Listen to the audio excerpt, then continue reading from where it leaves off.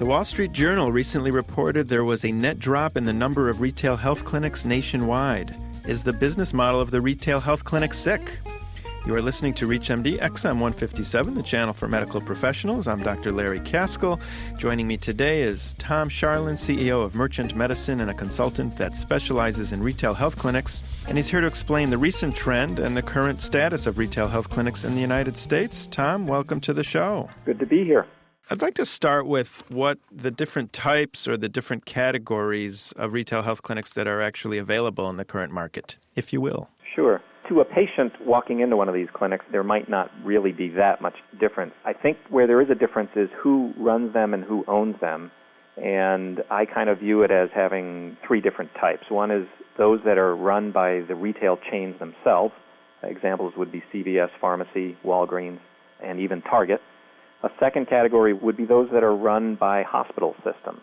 And there are some examples going on now out there. Aurora in Milwaukee, Sutter in Sacramento, Allegiant in Omaha, Multicare in Tacoma. They're all getting into this under their own brands. And then there are those that are run by private investors, usually with an entrepreneurial physician involved. Those are the ones that of late have fueled the perceived decline in the business. In other words, most of those that have closed in the last 12 months are that third category, those run by private investors. Tell me a little bit about My Healthy Access. I know that one has had some trouble. Sure. My Healthy Access has actually just reemerged, but they closed because they just weren't making it. They were in Walmart stores in Houston. They also had one in Frederick, Maryland, all the way on the other side of the coast. They have just reemerged under a telemedicine model, and under that model, as yet, I don't really consider them a retail clinic any longer because they're really using not even a physician extender through a telemedicine type of system to a physician who's kind of on the other end of a computer. Who's the guy from AOL that got involved in clinics? Steve Case, who founded AOL, is one of the primary investors in another company called Ready Clinic. And Ready Clinic operates in H-E-B grocery stores in Austin and Houston, Texas, as well as a number of Walmart stores throughout the country. And how is that one doing? They've leveled off. We saw them in the early days as an upstart that was opening very rapidly. They are a partner of Walmart's. Walmart, in their announcements, made a big deal of Ready Clinic, but we just haven't seen many openings, and it's hard to say what's going on. The hospital as one of the categories is kind of new to me. I didn't know they were getting into that. So are they doing it to funnel patients into their hospital? Are they doing it for just brand name recognition? What's their motivation? Well, I think their motivation is threefold. Or to even keep their ERs less chaotic? Yeah, well, that's not the biggest reason. I think the biggest reason is to anticipate that one of these big players like Minute Clinic in CVS stores or Take Care in Walgreens stores might come to town.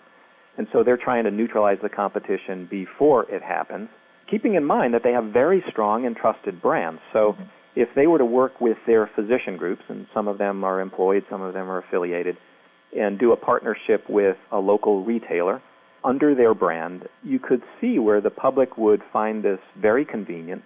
It's under a trusted brand that they've already worked with, and they essentially just extend their EHR, their electronic health record system, right into those clinics. I think that it's a very smart strategy, and I think we're going to see a lot of hospital systems across the country get into this business. Tom, 20 years ago, I was a resident, and I did some moonlighting in what was called a doc in the box.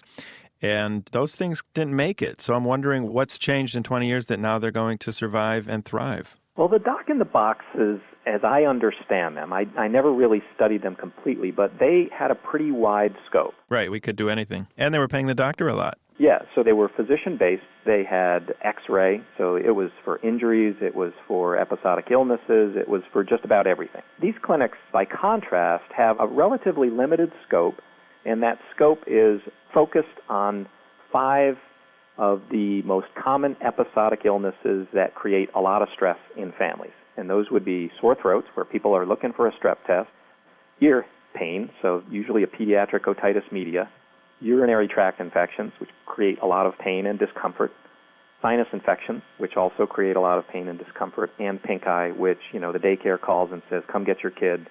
They have pink eye and they can't come back for 24 hours. All of which create chaos in these dual-income families where both parents are working and the kids are scheduled up to the wazoo with sports and school and everything else. So that's what drives these clinics, and so long, I think, as they continue their focus on that area, they will be successful. If you've just tuned in, you're listening to the Clinicians Roundtable on ReachMD XM 157, the channel for medical professionals. I'm Dr. Larry Kaskel, and my guest today is Tom Charland, CEO of Merchant Medicine, a consulting firm specializing in retail and on-site health clinics. And we're talking about the current status of retail health clinics in the United States.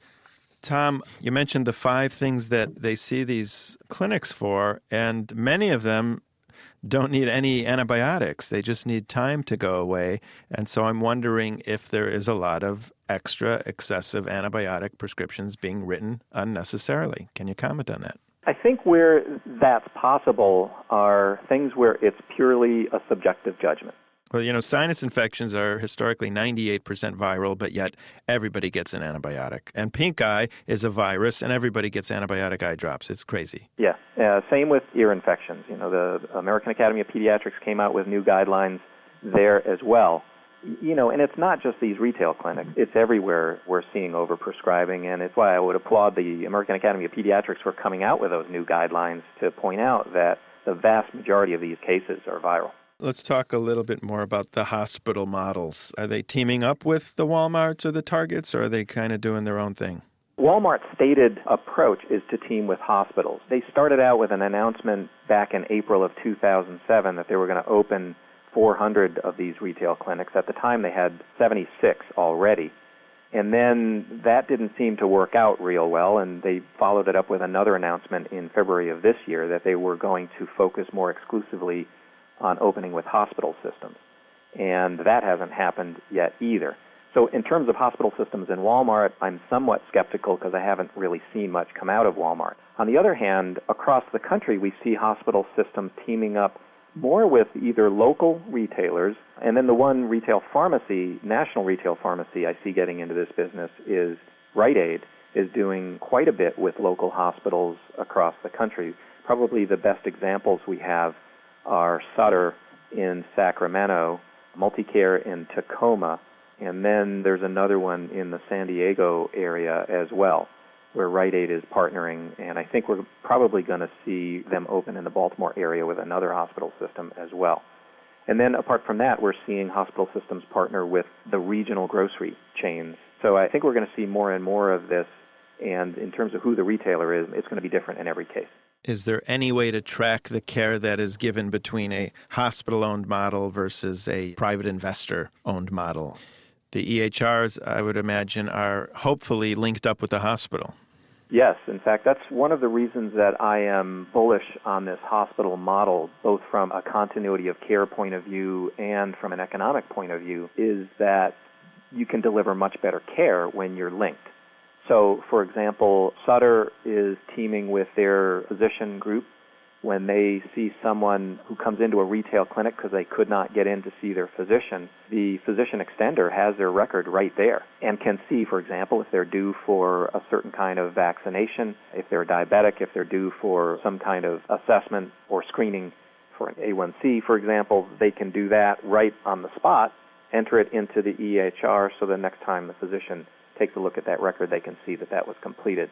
So I think in the area of chronic illness, chronic disease management, there's a huge opportunity for these hospital systems to have order of magnitude improvement on some of the NCQA HEDIS scores. So what happens when one time you take your son to a Ready clinic, another time you take your son to a Walmart clinic, and those two EHRs do not speak to each other? Are we going to see some sort of unification in the future where everybody can talk to everybody? I don't think that's going to come quickly. The only initiative that I have some hope that might bring us to that is the Google Health Initiative, which essentially goes directly to the patient and says, you maintain your health record, you bring it, you make that portable for every visit. I think more likely what's going to happen is people will figure out that there is value to the medical home, there is value to an EHR and a record, and that's where I think these hospital systems have the opportunity to educate patients about the importance of a medical home, but at the same time create more access through branded retail clinics. Tom, can you comment a little bit on what's happening in Minnesota? I know that Blue Cross Blue Shield there is actually waiving the copayment if their patients seek treatment at a retail health clinic. Is that a growing trend, and is it legal, and is it even fair? Well, it's a trend in Minnesota, and I don't know that it's something that's going to translate nationally. I was with Minute Clinic from the early days right until we formed the CVS partnership and was involved in going out to some of the new markets across the country. And I just found Minnesota is different. And it's different primarily because employers are more progressive here, and they are more aggressive about cost savings. And they have figured out here that visits to these retail clinics are less expensive than a visit to a regular doctor's office or an urgent care center. Tom, how did you get into this initially? Well, the funny thing is that I'm the son of a pharmacist, and my dad's pharmacy had a doctor's office adjacent to it, and Dr. Spencer used to have his patients sit at the pharmacy coffee counter, and he would call over and let people know that he was ready for them, so that they weren't just sitting there on a bench with a bunch of other sick people. From that day, I've always been interested in this. I came into healthcare through technology and was recruited into Minute Clinic to help them with their strategy and business development. And so I kind of had the right combination of backgrounds to get into it. As you mentioned that, why is it that pharmacies can employ physicians or actually own the physician, but the physician cannot own a pharmacy? It's a good question, and my answer is going to sound sarcastic, but the truth of the matter, they can't. But what they do is hire lawyers to create entities that essentially are separate enough to be able to pull it off.